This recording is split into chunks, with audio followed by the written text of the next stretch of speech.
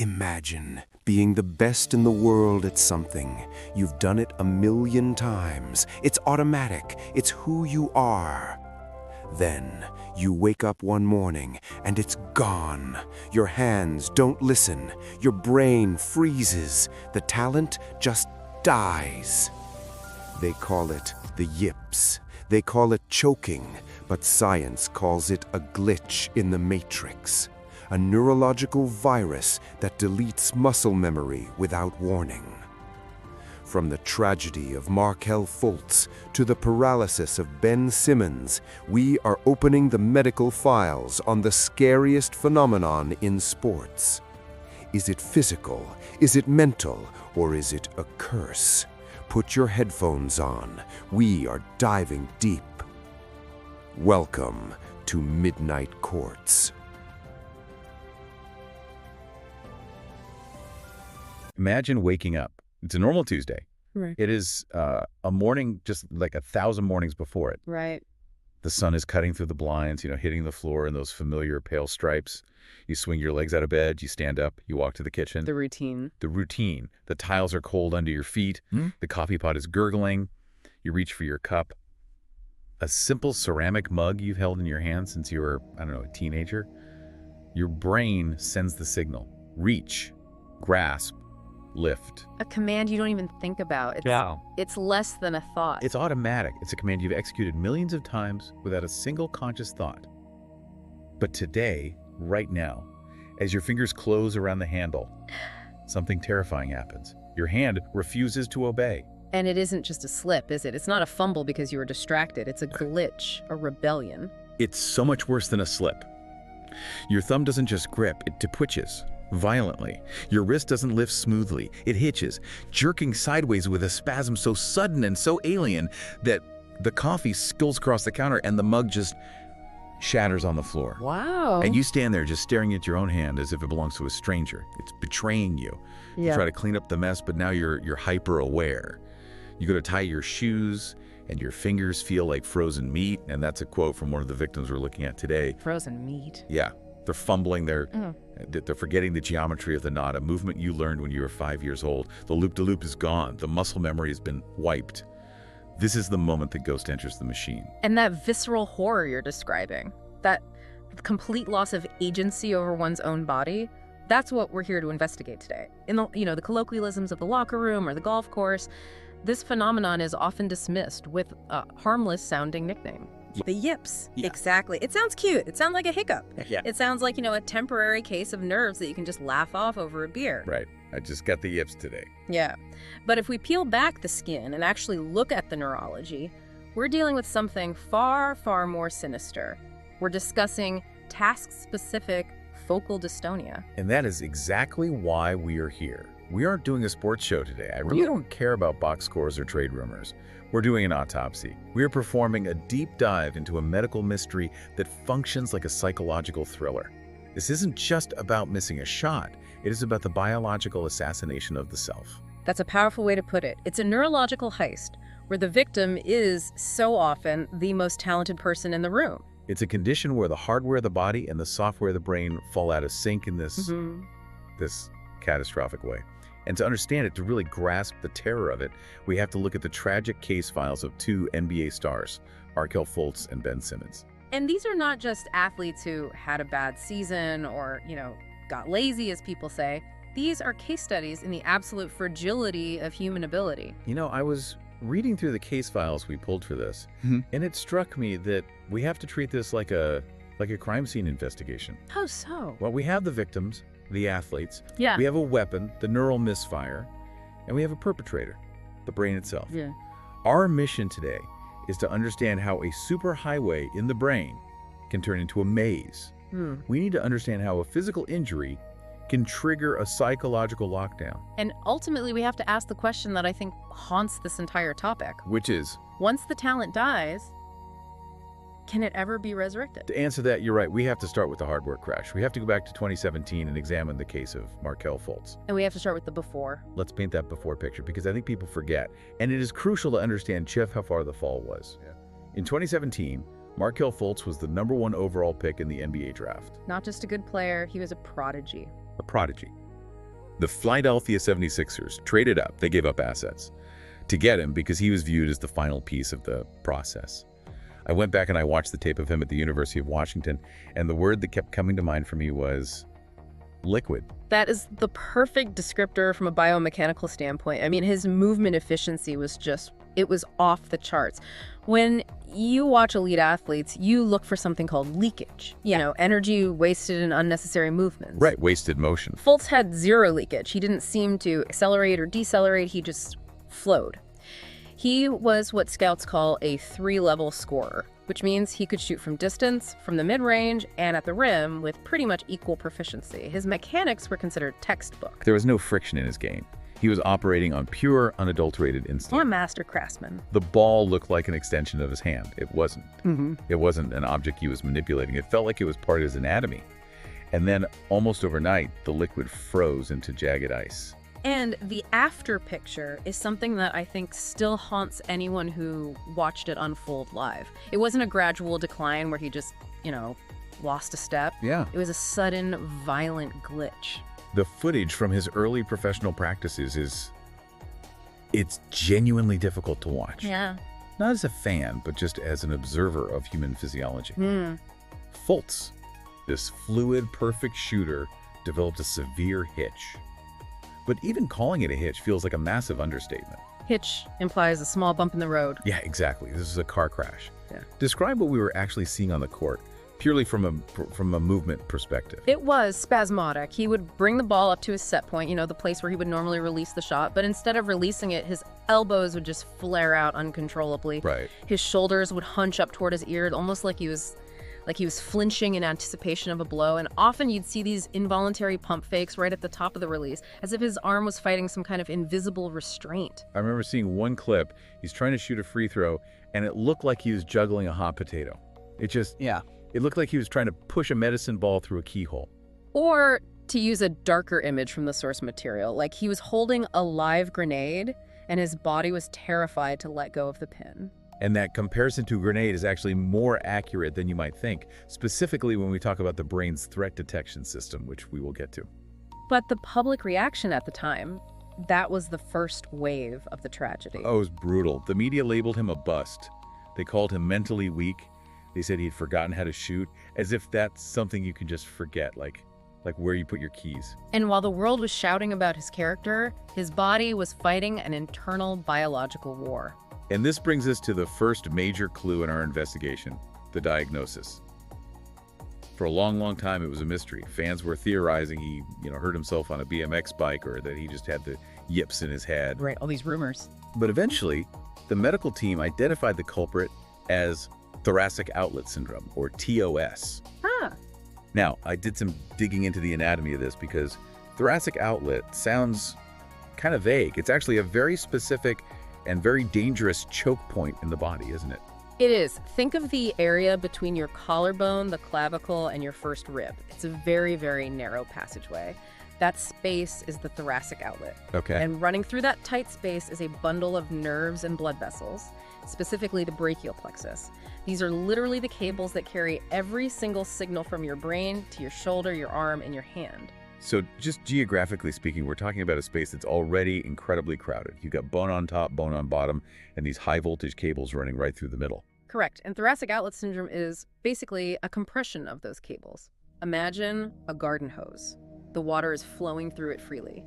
That's the nerve signal. Now imagine someone stepping on that hose with a heavy boot. The water stops, or it sputters. It comes out in these unpredictable bursts. So it's a pinched nerve. But on a massive scale, it's not just a little tingle in your pinky finger. It's way more than just a pinch. It's a throttling. In the case of an elite athlete like Fultz, think of it like an internet connection. In a healthy athlete, the signal from the brain to the hand is fiber optic. It's instant, high bandwidth, crystal clear. Shoot the ball is the command, and the hand executes it in milliseconds. Right. But when you have TOS, the compression throttles that signal down to 1990s dial-up. Wow, yeah. The data gets corrupted, the signal drops, the packets of information are just lost. And the symptom that comes from that isn't just pain, right? I mean, pain implies you feel something. The real horror here is the numbness. Correct. And this is the terrifying implication for a basketball player. Markelle Fultz literally could not feel the ball in his hands. Okay, let's just pause on that for a second and really sit with it. We're talking about proprioception, the body's ability to know where it is in space. A surgeon who cannot feel the scalpel cannot operate. A pianist who cannot feel the keys Cannot play. Right, so Markelle Fultz is holding a basketball, and his sensory nerves aren't telling his brain where the leather is. What happens to his motor cortex? The motor cortex panics. It is flying completely blind. It doesn't know where the hand ends and the ball begins. It can't calculate the force required for the shot because it has no input data on the weight or the texture. So the brain just sends these erratic emergency signals. Grip harder, let go, no, pull back. And that's the spasm we see. That is the spasm you see. It's the brain screaming in the dark, trying to find the limb it's lost contact with. That image, the brain screaming in the dark, is just haunting. Oh. But here is where the mystery gets darker, and where we move from simple anatomy into the really strange world of neurology. There's a chicken or the egg debate here. Right. TOS explains the numbness. It explains the initial struggle. But plenty of players get injured. They get surgery, they rehab, they come back. With Fultz, the hitch remained long after the physical compression was theoretically treated. The garden hose was unkinked, but the water still wasn't flowing right. And that is the question that keeps sports psychologists and neurologists awake at night. Was TOS the sole cause, or was it just the trigger? There's a theory of the lockdown. The lockdown. That sounds like a prison riot protocol. In a way, it is a biological prison riot. When the body experiences trauma or severe pain associated with a specific movement, in this case, raising the arm to shoot, the brain can create a defensive mechanism. It associates that specific neural pathway with danger. Pain equals threat. So even after the nerve is decompressed, even after the surgeon says you're fixed, the brain might not revoke the lockdown. It effectively deletes the original shooting file to protect the body from what it now perceives as an injurious action. So Fultz is standing on the free throw line. He's physically healed, but he's trying to access a file that his brain has put in quarantine. He's clicking open, and the brain is just saying, access denied. Precisely. He was forced to engage in remapping. He had to try to build a detour around the damage. He was trying to learn how to shoot a basketball all over again, building a new road through the jungle, while the old paved superhighway was being demolished by nerve damage. And as we all saw, that new road was bumpy. It was unpaved and inefficient. It was manual labor, not automatic flow. And this leads us directly into the engine room of this entire disaster. We need to understand the neuroscience of this blurred map. You mentioned the brain deleting a file. Let's get specific. Where does this happen? What part of the brain is sabotaging the athlete? Yeah, where's the glitch? We have to introduce a part of the brain called the basal ganglia. This is a group of structures deep in the brain, right at the center. You can think of it as the project manager of motion. Its primary job is something called chunking. Chunking. That sounds like a computer science term. Taking a lot of little things and making them one big thing. That's exactly what it is. Think about driving a car. When you were, say, 15 and learning to drive, do you remember how exhausting it was? You had to consciously think, check the mirror, hands at 10 and 2, press the gas gently, look at the speedometer. Oh yeah, every little thing. I remember getting out of the car just sweating. Exactly. But now, you drive home from work, and sometimes you pull into your driveway and you realize you don't even remember the drive at all. You were thinking about dinner or a podcast. You weren't thinking about driving. Right. That's because the basal ganglia has chunked the entire complex sequence of driving into a single automatic file. You don't think gas, brake, turn, you just think go home, and the basal ganglia executes the macro. So for an NBA player, a jump shot is a chunked file. They don't think bend knees, lift elbow, flick wrist. They just think shoot. It's one single macro. Yeah, correct. In an elite athlete, that neural pathway is a superhighway. It's fast, unconscious, and automatic. The signal travels without any resistance. But when focal dystonia hits, when the yips take over, that highway gets blocked. The basal ganglia loses the file. It unchunks the movement. So suddenly, the NBA star is back to being the 15-year-old in the driver's seat. They're thrown into a maze. They're trying to find the path, but all the signs are gone. They have to manually think about every single muscle contraction. And it's actually worse than just being lost. It's a civil war inside the limb. To understand the spasm, the actual physical twitch, we have to look at the relationship between agonist and antagonist muscles. I remember this vaguely from biology class, but let's make it real for the listener. Let's try a little physical experiment. If you're listening to this and you're not, driving, just put your arm out, clench your bicep as hard as you can. Make a muscle. Now, while keeping that bicep clenched tight, try to straighten your arm using your tricep. You can't do it. You can't. You feel that resistance, that fighting. That is the perfect demonstration. Every movement requires a partnership. The agonist muscle contracts to move the limb forward. The antagonist muscle must relax to allow that movement. It's a silent, seamless handoff. The bicep pulls, the tricep yields. If they both contracted at once, your arm would just lock up. It would become rigid. And that's what's happening in dystonia. The peace treaty breaks. Yes. The map in the brain gets blurred. The brain sends the fire signal to the agonist, but it fails to send the relax signal to the antagonist. Or even worse, it fires both of them at the same time. You have the tricep fighting the bicep, the forearm fighting the wrist. It is a biological stalemate. And that explains the shaking or the freezing that we see in these athletes. It's like two ghosts fighting for control of the same steering wheel. It creates a tremor or a total lockup, and the tragedy, the absolute cruelty of this condition is its specificity. We call it task-specific for a reason. The analogy we found in the source material about the computer virus, that really helped me visualize why Fultz could still do other things. It fits perfectly. This is a virus that targets one specific file. In Markelle Fultz's case, it targeted the jump shot file. It corrupted that single sequence of code. But, and this is the key, it left the rest of the operating system completely untouched. That's the part that confused everyone. Fans would be screaming at the TV. They'd say, look, he just dribbled behind his back, he drove to the rim, he spun around a defender, and he dunked. Clearly he's fine. He's faking the shoulder injury. If he was really hurt, he couldn't dunk. But that's the nature of the beast. Dunking is a different file. It uses a different neural pathway.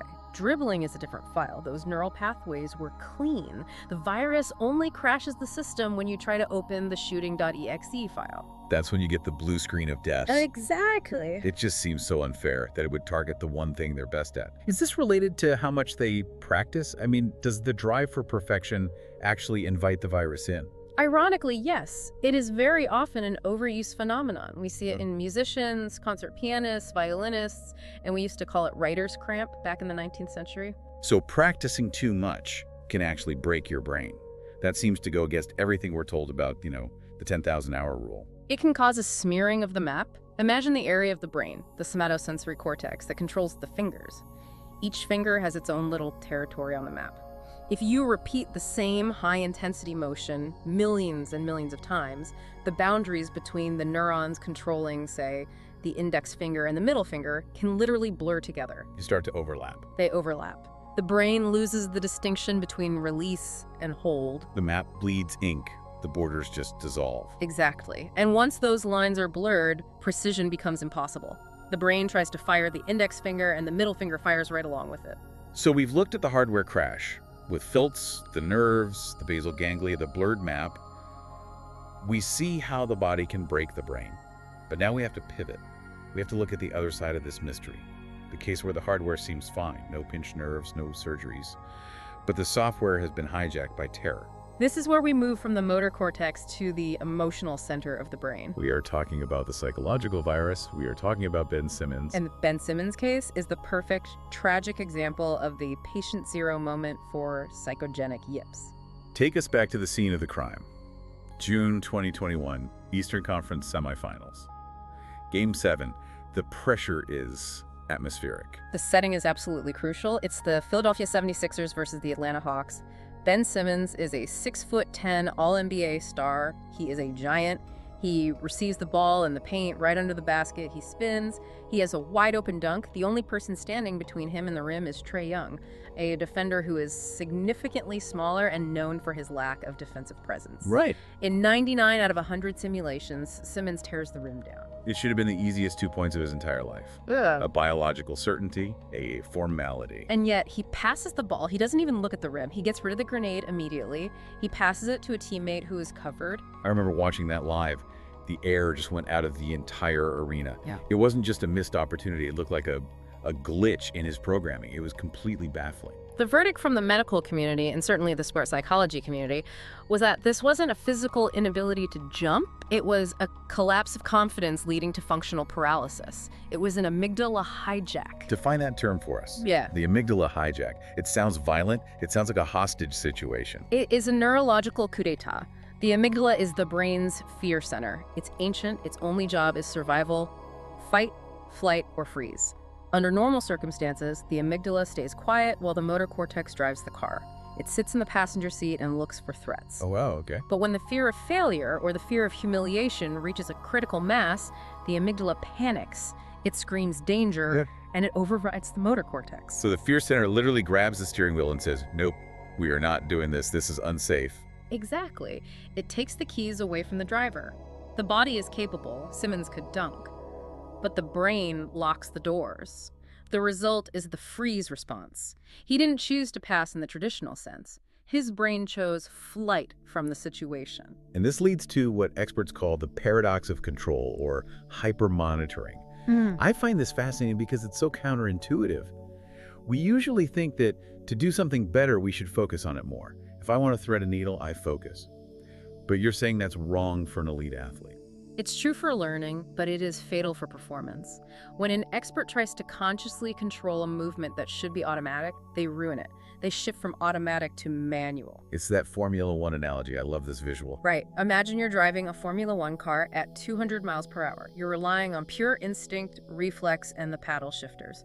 Now, imagine you suddenly decide, I need to be more careful.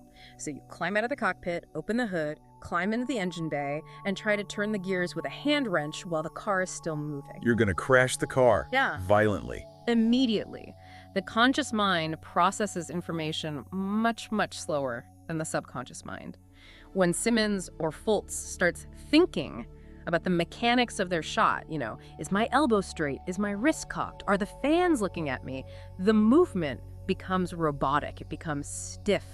As the saying goes in sports psychology, the moment you think, you're dead.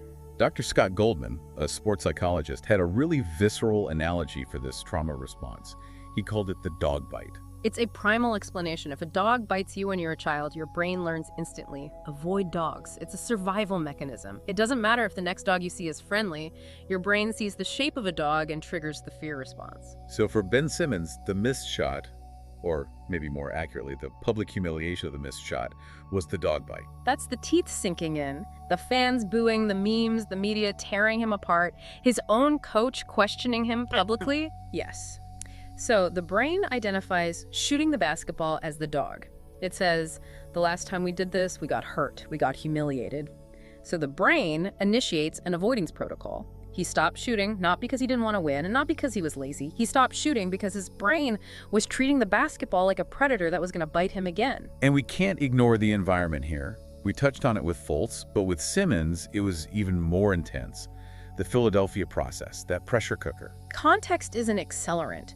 In Philadelphia, these players were drafted to be saviors. They were the result of years of losing on purpose just to acquire these high draft picks. The emotional investment from the city was just massive. And when a savior fails, the reaction isn't pity, it's rage. It feels like a betrayal. Drew Peterson, the mental performance consultant, he noted that fear is the basis of human psychology. For an athlete, this isn't just fear of losing a game. It's the fear of the loss of self. That's the existential dread of it. Right. If Ben Simmons isn't a basketball player, Yeah. Who is he? If he can't shoot, does he even exist? And that identity crisis feeds the amygdala hijack. The stakes become existential. And when the stakes are existential, the brain will always choose safety over performance. It chooses to pass the ball to avoid the death of the ego. Now, we focused heavily on these two men because their stories are so intertwined and so public. But we need to zoom out. This isn't just a Sixers problem. It isn't just a basketball problem. This is a contagion that haunts all elite performance. It's a ghost story told in every single locker room. Absolutely. If we look at the history of sports, this medical ghost appears everywhere. We have the famous case of Rick Ankiel, a pitcher for St. Louis Cardinals, and his story is, it's perhaps the most public meltdown in sports history. I remember that so vividly. He was a phenomenon. He had a cannon for an arm, a generational talent. And then, in the middle of a playoff game in 2000, the cannon just broke. He threw a pitch that didn't just miss the strike zone, it hit the backstop, then he threw another. And another. He threw 5 wild pitches in 1 inning. And we're not talking about just missing the catcher's mitt. We're talking about balls flying over the batter's head. Yeah. I mean, it was dangerous. It was chaos. You could see it in his face, the pure, utter confusion. He later described it by saying he couldn't feel the ball. He said when he took the ball out of his glove, it felt like a foreign object. There's that loss of feel again, the numbness, the dissociation. And Enkiel eventually had to quit pitching entirely. He reinvented himself as an outfielder just to stay in the league. He literally had to run away from the mound, the scene of the trauma, just to function. Then you have Mackey Sasser, a catcher for the Mets. And his case was just bizarre. Sasser's story gives me anxiety just thinking about it. He was a catcher. His job is to catch the ball and throw it back to the pitcher. It's the simplest, most repeated act in the entire game. Right.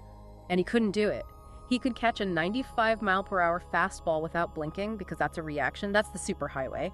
But when he stood up to throw the ball back to the pitcher, a gentle 60-foot toss, he entered the maze. The double clutch. He would pump his arm 2, 3, 4 times. He'd tap his glove. He looked like his arm was rebooting.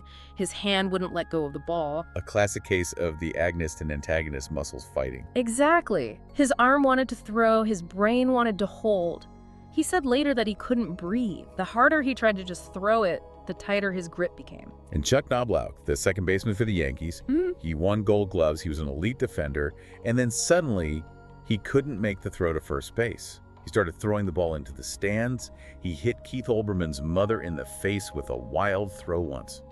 It's always the simple things, isn't it? It's never the spectacular diving stop or the impossible catch. It's the routine throw. Why is that? Because the routine throw allows time for thought. It allows time for the virus to activate. When you're reacting to a line drive, you're on the superhighway, the amygdala doesn't have time to wake up. When you're making a routine throw or shooting a free throw, you have time to stand there. You have time to enter the maze. You have time to listen to the doubt. So what are the risk factors here? If I'm a young athlete listening to this, should I be terrified? Is this just random? The profile is curiously specific. It almost never happens to rookies. It tends to strike older, more experienced athletes. That seems completely backwards.